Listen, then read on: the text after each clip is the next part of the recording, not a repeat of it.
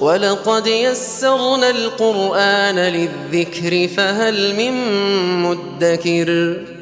असां हिन क़ुरान खे नसीहत लाइ आसान ज़रियो बणाए छॾियो आहे, छा पोइ आहे को नसीहत पिराइण वारो?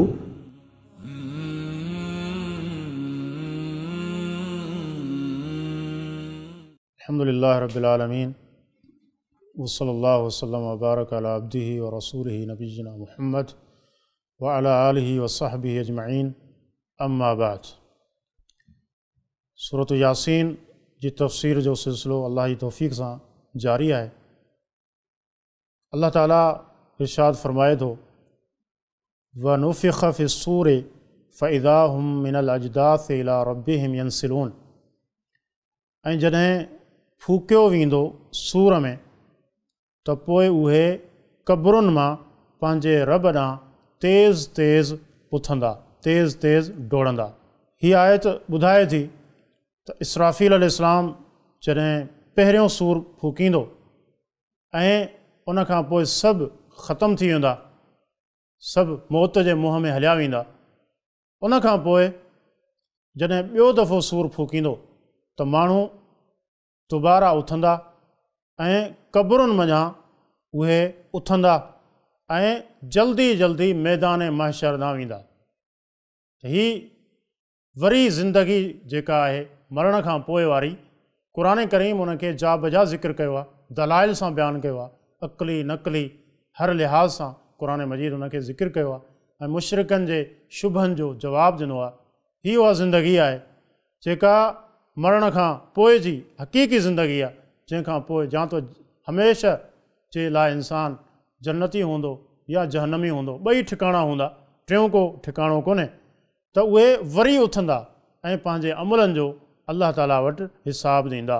कालू ऐं चवंदा, या वैलना, हाय अफ़सोस, मम बअसना मिन मरकदिना, कंहिं असांखे उथारियो आहे असांजी आराम गाह मञा, यानी क़ब्र मां असांखे कंहिं उथारियो आहे। हादा मा वअद रहमान, हीअ त रहमान जो वाइदो आहे। फ़सदक़ल मुरसलून, ऐं रसूलनि सच चयो। हिकु तफ़सीर जे मुताबिक़ हिन मञा मुराद काफ़िर आहिनि जेके दुनिया में उन्हनि रसूलनि खे कूड़ो ॼातो ऐं मरण खां पोइ वारी ज़िंदगी जो उन्हनि इनकार कयो। त पोइ उहे जॾहिं ॾिसंदा साम्हूं ऐं क़ब्रुनि मां उथारिया वेंदा, उन वक़्तु हू इहा ॻाल्हि चवंदा त असांखे कंहिं असांजे आराम गाहुनि मां उथारियो। हालांकि क़ब्र का आराम गाह कोन्हे। हदीस में अचे थो, अल क़ब्र रऊज़तुम मिन रियाज़िल जन्नह औ हुफ़रतुम मिन हुफ़रिन नार। त क़ब्र इहा जहन्नम जे खॾनि मञा हिकु खॾ बि आहे ऐं जन्नत जे बाग़नि मञा हिकिड़ो बाग़ बि आहे। त पोइ हू आराम गाह छो था चवनि? मुफ़स्सिरीन ज़िक्र कनि था, उनजी वजह इहा आहे त बाद जी होलनाकी, बाद जी सख़्ती ऐं बाद जो अज़ाब अहिड़ो हूंदो जो पहिरीं तकलीफ़ जेका नंढी तकलीफ़ आहे उनखे विसारे छॾींदा। ऐं इंसान जी फितरत बि आहे, वॾी तकलीफ़ जॾहिं हुनखे अचे थी त नंढी तकलीफ़ हुनखां विसरी वेंदी आहे। इन माना में उहो चवंदा त असांखे असांजे ख़्वाब गाहनि मां, आराम गाहनि मञा कंहिं उथारियो। ऐं पोइ चवंदा, हीअ त उहा ई ॻाल्हि आहे जेका रसूलनि ॿुधाई हुई, अल्लाह जंहिंजो वाइदो कयो हो, जंहिंखे असां कूड़ो ॼातो हुयो। इन कानत इल्ला सईहतम वाहिद, फरमाई त न हूंदी उहा पर हिकिड़ी रड़। फ़इज़ा हुम जमीउल लदैना मुहदरून, पोइ सभु जा सभु असां वटि रूबरू पेश थींदा। यानी इहो जेको नफ़ख़ो हूंदो, इसराफ़ील अलैहिस्सलाम जेको सूर फूकींदो ऐं सभु उथंदा, त पोइ उनखां पोइ सभु जा सभु अल्लाह वटि पेश पवंदा, मैदान महशर में वेंदा, जिते उन्हनि जो हिसाब ऐं किताब कयो वेंदो। फ़लयौम ला तुज़लमु नफ़्सुन शैया, फरमाई त अॼु जे ॾींहुं कंहिं नफ़्स ते को ज़ुल्म कोन कयो वेंदो, ज़रे जे बराबरि बि उन्हनि ते ज़ुल्म कोन कयो वेंदो। वला तुजज़ऊन इल्ला मा कुंतुम तअमलून, फरमाई त उन्हनि खे उहो ई बदिलो मिलंदो जेको उहे अमल कंदा हुया। दुनिया में जेको कुझु करे आया उहो ई उन्हनि खे नज़र ईंदो। वमन यअमल मिस्काल ज़र्रतिन खैरन यरह वमन यअमल मिस्काल ज़र्रतिन शर्रन यरह, फरमाई त जेको ज़रे जे बराबरि बि ख़ैर ऐं भलाई कंदो त हू उनखे पंहिंजे रूबरू ॾिसंदो, ऐं जेको ज़रे जे बराबरि बि बुराई कंदो उनखे बि पंहिंजे साम्हूं ॾिसंदो। त हीअ अलाह ताला जो निज़ाम अदल आहे जेको उते हूंदो ऐं कंहिं ते बि ज़रे जे बराबरि ज़ुल्म कोन कयो वेंदो।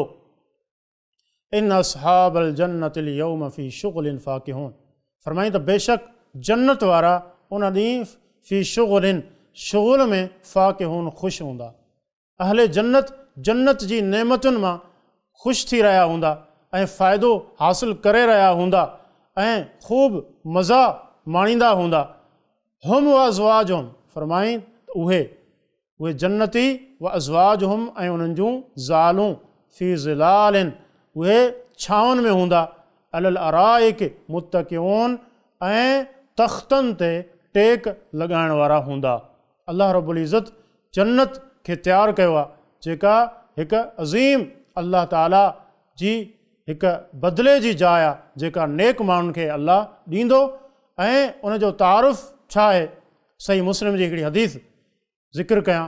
रसूल अकरम सल्लल्लाहु अलैहि वसल्लम इरशाद फरमायो, अल्लाह ताला इरशाद फरमाए थो, आदतु लिइबादी सालिहीन, त मूं पंहिंजे नेक बानहनि जे लाइ उहा शइ तयारु कई आहे, माला आइनुन रात, जेका कंहिं अखि ॾिठी न आहे, वला उज़नुन समियत, ऐं जंहिंजे बारे में कंहिं कन कुझु नाहे ॿुधो, वला ख़तर अला क़ल्ब बशरिन, ऐं कंहिं इंसान जे दिलि में हुनजो ख़्यालु बि नाहे आयो।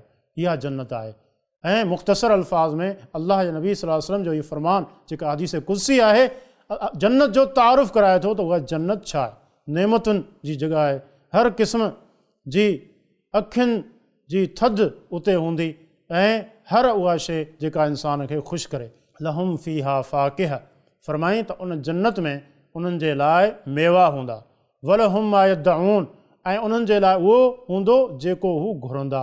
जेका शइ हू तलब कंदा घुरंदा उहा शइ अल्लाह उन्हनि खे ॾींदो। सलामुन कौलम मिर रब रहीम, फरमाई त सलामती वारो कौल आहे रब रहीम जे तरफ़ खां। अल्लाह जेको उन्हनि जो रब आहे, पालणहार, रहम करण वारो, अल्लाह ताला जे तरफ़ खां सलामती वारो कौल उन्हनि माण्हुनि जे लाइ आहे। वमताज़ुल यौम अय्युहल मुजरिमून, ऐं चयो वेंदो त जुदा थी वञो अॼु ए मुजरिमो, ए ॾोहारियो, ए गुनहगारो, अॼु तव्हां जुदा थी वञो।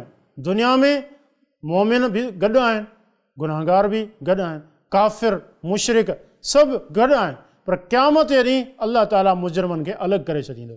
वमताज़ुल यौम, तव्हां अलॻि थी वञो, अय्युहल मुजरिमून, ए गुनहगारो।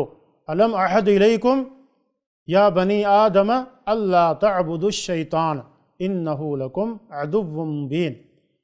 अलम अहद इलैकुम, छा मूं तव्हां सां इहो अहद कोन कयो हो, इहो पैमान कोन कयो हुयो? या बनी आदम, त ए इंसान, ए आदम जी औलाद, अल्लाह तअबुदु शैतान, शैतान जी बंदगी न कजो, शैतान जी इबादत न कजो। इन्नहु लकुम अदुव्वुम मुबीन, उन लाइ त उहो तव्हांजो वाज़िह पधरो दुश्मन आहे, वेरी आहे। अल्लाह रब्बुल इज़्ज़त इंसाननि खे ॿुधाईंदो त हाणे तव्हां परेशान थियो पिया, तव्हांखे अफ़सोस थिए थो, हालांकि इहो अहद तव्हां खां वरितो वियो। जॾहिं इंसान जो अलस्तु बिरब्बिकुम, इहो जेको अहद आहे आलम अरवाह में अल्लाह ताला वरितो, इहो मुराद थी सघे थो। ऐं उनखां सवाइ बि अल्लाह ताला पंहिंजा रसूल मोकिलिया, उन्हनि जे ज़रिए इन अहद खे यादि कयो, ताज़ो कयो। उहो छा? शैतान जी बंदगी न कजो। इन्नहु लकुम अदुव्वुम मुबीन, उहो तव्हांजो वाज़िह पधरो दुश्मन आहे। त जेको अल्लाह खे छॾे करे ग़ैरुल्लाह जी पैरवी करे थो, दर हक़ीक़त उहो शैतान जी पैरवी करे थो। रसूल अकरम सल्लल्लाहु अलैहि वसल्लम जो फ़रमान असां ॿुधूं था, पाण करीम सल्लल्लाहु अलैहि वसल्लम जॾहिं सिज उभरी रहियो हुजे या लही रहियो हुजे, उन वक़्तु नमाज़ पढ़ण खां मना कई आहे। छो? फरमाई त उन वक़्तु जेको शैतान आहे उहो पंहिंजा सिंग सिज जे विच में रखे थो। छो त उन वक़्तु जेके सिज जा पूॼारी सिज खे सजदो कनि था, त जीअं उहो सजदो शैतान खे थी वञे, त उहे बिज़ाहिर त सिज खे सजदो कंदा, पर उहो सजदो शैतान जे लाइ थी वियो। त जेको ग़ैरुल्लाह जी इबादत करे थो, दर हक़ीक़त उहा शैतान जी इबादत आहे। इन्नहु लकुम अदुव्वुम मुबीन, उहो तव्हांजो वाज़िह दुश्मन आहे, तव्हांजो ख़ैरख़्वाह न आहे, तव्हांजो दुश्मन आहे। उहो चाहे थो तव्हां अल्लाह सां शिरक कयो, तव्हां ग़ैरुल्लाह जी इबादत कयो, जीअं जहन्नमी थी वञो ऐं जन्नत में कॾहिं दाख़िल न थी सघो। ऐं इहो पंहिंजी दुश्मनी हमेशह उन लाइ तयारु आहे ऐं इंसान ते हमला करे थो। उनजो मक़सदु सभ खां वॾो इहो हूंदो आहे त इंसान कंहिं तरीक़े सां कुफ़्र करे, शिरक करे। जेकॾहिं ईअं न त पोइ गुनाहनि में इंसान खे विझे थो, बिदअतुनि में आणे थो, जीअं अलाह ताला जी रहमत खां इहो माण्हू तड़जी वञे ऐं मूंसां गॾु जहन्नम में दाख़िल थिए। वने अबुदूनी हादा सिरातु मुस्तक़ीम, वने अबुदूनी फरमाईं हीअ त मुंहिंजी इबादत कयो। हादा सिरातु मुस्तक़ीम, इहो ई सिधो रस्तो आहे। सिधो रस्तो इहो ई आहे त तव्हां मुंहिंजी इबादत कयो। अल्लाह ताला जी इबादत करणु इहो सिधो रस्तो आहे। इहदिना सिरातल मुस्तक़ीम जेका असां दुआ घुरूं था, इहो छा आहे? अल्लाह जी इबादत ते इंसानु हमेशह रहे, सिधे रस्ते ते रहे, रसूलनि जी दावत ते रहे ऐं अक़ीदे तौहीद ते रहे, इस्लाम ते रहे ऐं शिरक ऐं कुफ़्र खां पंहिंजो पाण खे बचाए। इहो इंसानु सिधे रस्ते ते आहे। वलक़द अज़ल्ल मिनकुम जिबिलन कसीरा फरमाईन, ऐं अलबत्ता तहक़ीक़ उन गुमराह करे छॾियो हिकु वॾे गिरोह खे, हिकु वॾी जमात खे शैतान गुमराह करे छॾियो। अल्लाह जे सिधे रस्ते खां, सही वाट खां उनखे परे करे छॾियो। अफ़लम तकूनू ताक़िलून, पोइ छा तव्हां अक़ुल नथा रखो? तव्हांखे सम्झ कोन्हे शैतान तव्हांजो दुश्मन आहे, तव्हांखे गुमराह करे थो ऐं गुनाहनि जा कम कराए थो, त पोइ तव्हां अक़ुल ऐं सम्झ छो नथा रखो? हादिही जहन्नमुल्लती कुंतुम तुअदून फरमाईं त हाणे इहो ई जहन्नम आहे जंहिंजो तव्हां सां वादो कयो। इहो अल्लाह ताला दुनिया में ॿुधाए छॾियो हो तव्हांखे। जेको शिरक कंदो, जेको कुफ़्र कंदो, जेको गुनाह कंदो, उनजो ठिकाणो इहो जहन्नम आहे। इस्लौहल यौम बिमा कुंतुम तकफुरून फरमाईं त अॼु हिन जहन्नम में दाख़िल थी वञो उन जे करे जेको तव्हां कुफ़्र कंदा हुयो। जहन्नम में वञण जो जेको सबबु आहे असुल उहो कुफ़्र आहे। कुफ़्र इंसान अल्लाह जो इनकार करे, रसूलनि जो इनकार करे, फ़रिश्तनि जो इनकार करे, अल्लाह जे किताबनि जो इनकार करे ऐं जन्नत ऐं जहन्नम जो, आख़िरत जी ज़िंदगी जो इनकार करे। इहे सभु शयूं इहे कुफ़्र में दाख़िल आहिनि। असुल सबबु इहो ई आहे। त फरमाईं त कुफ़्र जे करे तव्हां जहन्नम में दाख़िल थी वञो। ऐं यादि रखो, शिरक ऐं कुफ़्र उहो गुनाह आहे जेको अल्लाह कॾहिं माफ़ न कंदो। इन अल्लाह ला यग़फिरु अन युशरक बिही, अल्लाह ताला शिरक खे कॾहिं माफ़ कोन कंदो। व यग़फिरु मा दून ज़ालिक लिमन यशा, ऐं शिरक खां सवाइ जेकॾहिं गुनाह हूंदा त अल्लाह हुनखे माफ़ कंदो जंहिंखे चाहींदो। त शिरक ऐं कुफ़्र अहिड़ा गुनाह आहिनि जंहिंजी मौजूदगी में का नेकी इंसान खे फ़ाइदो कोन ॾींदी ऐं अहिड़े माण्हू जो ठिकाणो हमेशह जहन्नम हूंदो। अल यौम नख़्तिमु अला अफ़वाहिहिम फरमाईं त अॼु असां मुहर हणी छॾींदासूं उन्हनि जे वातनि ते। व तुकल्लिमुना ऐदीहिम, ऐं असां सां ॻाल्हाईंदा उन्हनि जा हथ। व तशहदु अर्जुलुहुम, ऐं गवाही ॾींदा उन्हनि जा पेर। बिमा कानू यक्सिबून, उन जी जेके उहे अमल कंदा हुया, दुनिया में जेको हू कमाईंदा हुया, इहो असांखे उन्हनि जा हथ ॿुधाईंदा, उन्हनि जा पेर ॿुधाईंदा ऐं ज़ुबान ते अल्लाह ताला तालो हणी छॾींदो, उनखे बंदि करे छॾींदो। हथ उन करे बि बस मुफ़स्सिरीन ज़िक्र कयो आहे, ख़ासि करण जो हिते हथनि ऐं पेरनि खे मक़सदु इहो आहे।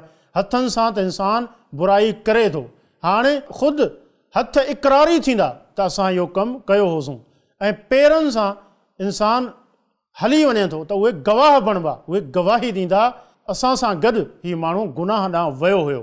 त हीउ ॾिसो अल्लाह ताला ज़ुबान खे बंदि करे छॾियो। इंसान खे वॾो नाज़ आहे पंहिंजी ज़ुबान ते।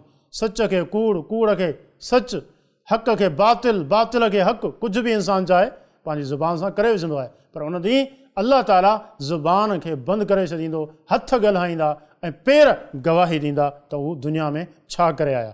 वलो नशाउ लतमसना अला अयुनिहिम फरमाईं, जेकॾहिं असां चाहियूं हा लतमसना अला अयुनिहिम, त असां हुननि जी अखियुनि खे बेनूर करे छॾियूं आहे। असां हुननि जो नूर ऐं अखियुनि जी नज़र खे असां फुरे छॾियूं आहे। फ़स्तबक़ुस सिरात, पोइ उहे तेज़ी कनि हा, जल्दी कनि हा रस्ते ॾांहुं। फ़अन्ना युबसिरून, पोइ हू उनखे कीअं ॾिसी सघंदा। यानी अल्लाह ताला उन माण्हू खां जंहिंखां नूर फुरे छॾे, उनखे कुझु ॾिसण में कोन ईंदो, सही वाट जी ख़बर कीअं पवंदी, कीअं हली सघंदो। हिन जो मतिलबु इहो आहे त त अल्लाह ताला जेको नूर बसीरत तव्हांखे ॾिनो आहे उनखे इस्तेमालु कयो। उनखां पहिरीं जो अल्लाह उनखे फुरे वठे, उनखां पहिरीं जो तव्हां ईअं थी वञो जो किन माण्हुनि जे बारे में अल्लाह नबी सल्लल्लाहु अलैहि वसल्लम खे किन कुफ़ार ऐं उन्हनि मुशरिकनि जे बारे में ॿुधायो वियो, सवाउन अलैहिम अअंज़रतहुम अम लम तुनज़िरहुम ला युमिनून, ए नबी बराबरि आहे तव्हां उन्हनि खे डेॼारियो या न डेॼारियो उहे ईमान कोन आणींदा, छो त अल्लाह ताला नूर बसीरत उन्हनि खां फुरे वरितो आहे। अल्लाह ताला जेको नूर जेको बसीरत जो रखियो आहे दिलनि में, उनखे इस्तेमालु कयो हक़ खे क़बूलु करण में ऐं गुनाहनि जी नफ़रत में, शिरक ऐं कुफ़र जी नफ़रत में। ईअं उनखां पहिरीं जो इहो नूर फुरिजी वञे। गुनाह इंसानु करे थो त उन सां इंसान जी दिलि ते कारो निशान पइजी वञे थो। मुसलसल इंसानु गुनाह करे थो, तौबा नथो करे, पोइ उहो कारो निशान एतिरो वधे थो उनजी पूरी दिलि कारी थी वञे थी। इहा अल्लाह ताला जी हिकु सज़ा आहे, अज़ाब आहे जो अल्लाह रखियो आहे त जिन हक़ जो क़दुरु कोन कयो, पंहिंजे दिलि खे हक़ जे लाइ इस्तेमालु न कयो ऐं बसीरत जो नूर न पिरायो, त अहिड़े माण्हुनि खां अल्लाह इहा शइ फुरे वठंदो आहे। पोइ उहे कीअं सिधी वाट ते अची सघंदा। वलऊ नशाउ फरमाई, ऐं जेकॾहिं असां चाहियूं हा लमसख़नाहुम, त असां उन्हनि जूं सूरतूं तब्दील करे छॾियूं, उन्हनि खे मसख़ करे छॾियूं हा। अला मकानतिहिम, उन्हनि जी जायुनि ते जिते उहे मौजूदु आहिनि उते ई उन्हनि खे बदिलाए छॾियूं हा, उन्हनि जूं सूरतूं तब्दील करे छॾियूं हा ऐं ॿी का सूरत कंहिं जानवर जी सूरत ॾेई छॾियूं हा।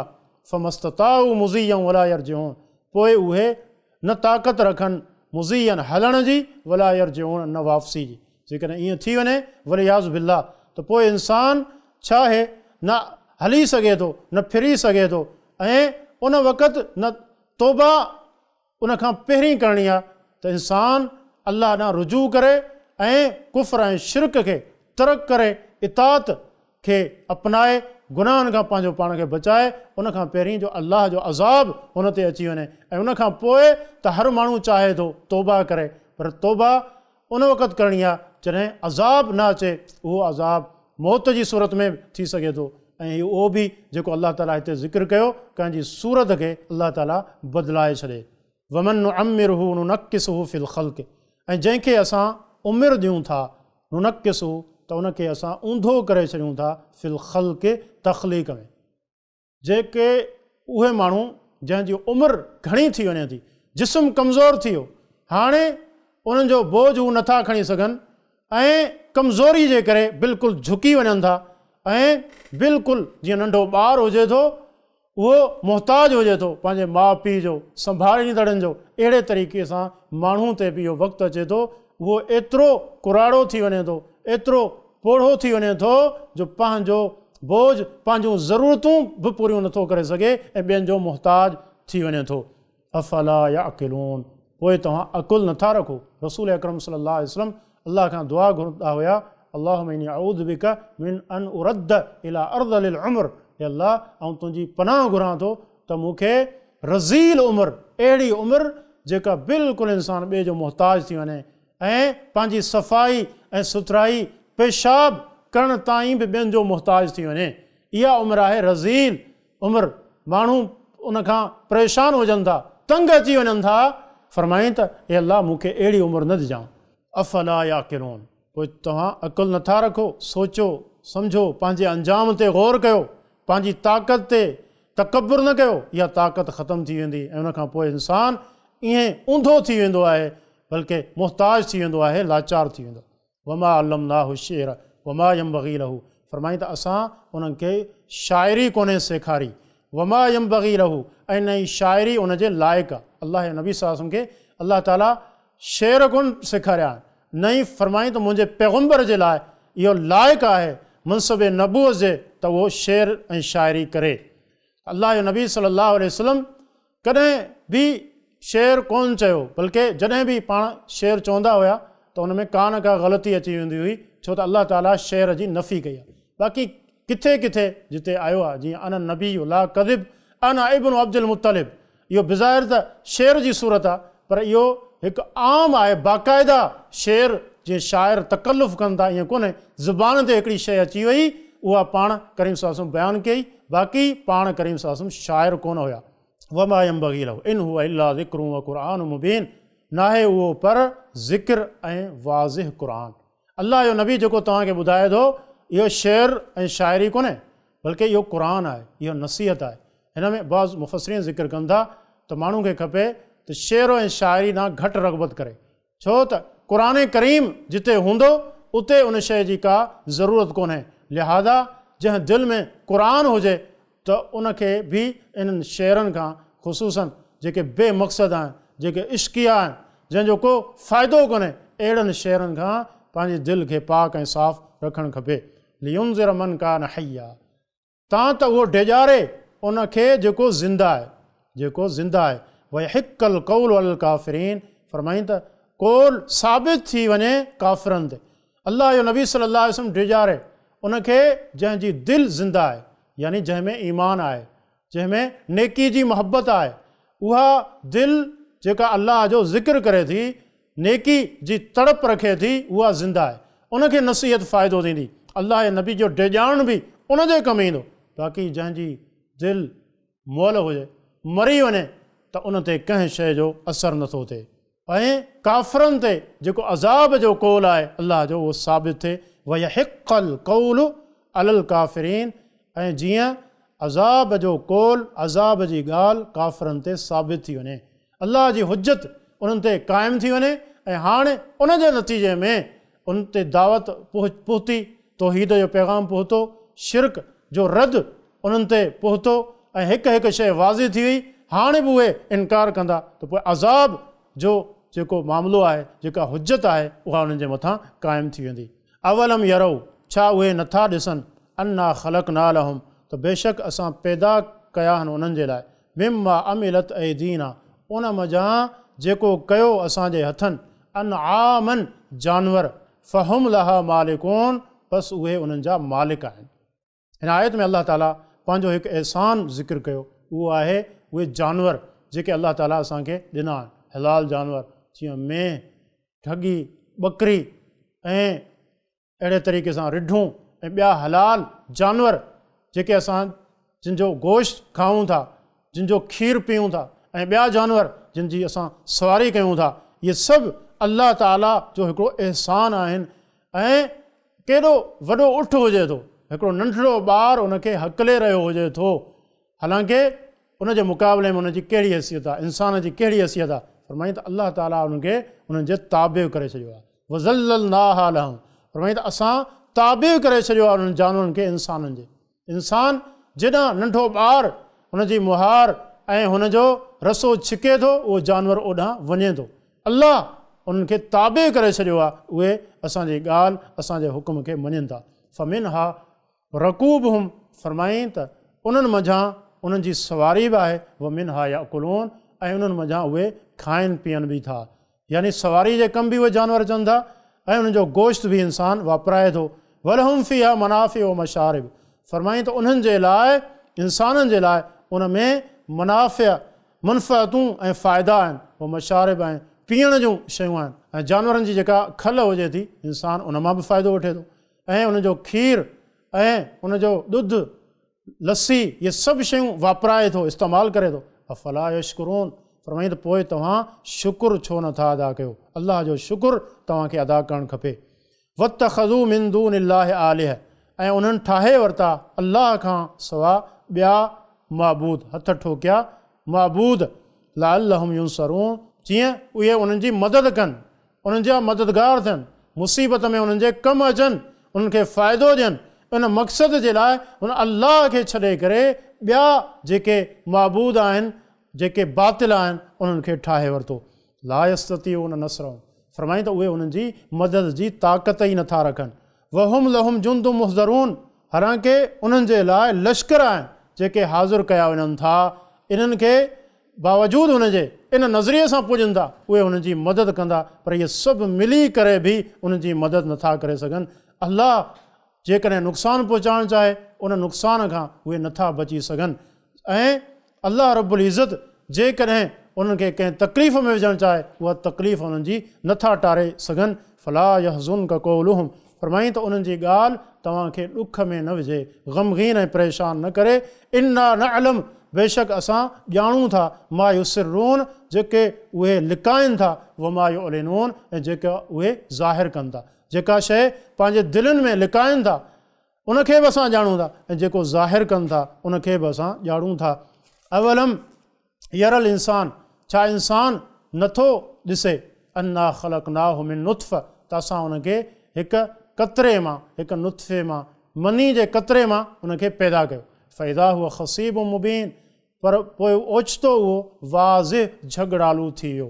यानी इंसान ग़ौर त करे कहिड़ी ॻाल्हि ते तकबुर करे थो ऐं हुज्जत ऐं हीला पेश करे थो, फ़ख़्रु करे थो पंहिंजो पाण ते, हालांकि उनजी तख़लीक़ ऐं उनजी इब्तिदा पैदाइश जी हिकु हक़ीर नुत्फ़ो आहे, मनी जो हिकिड़ो क़तरो आहे जंहिंमां उहो पैदा थिए थो।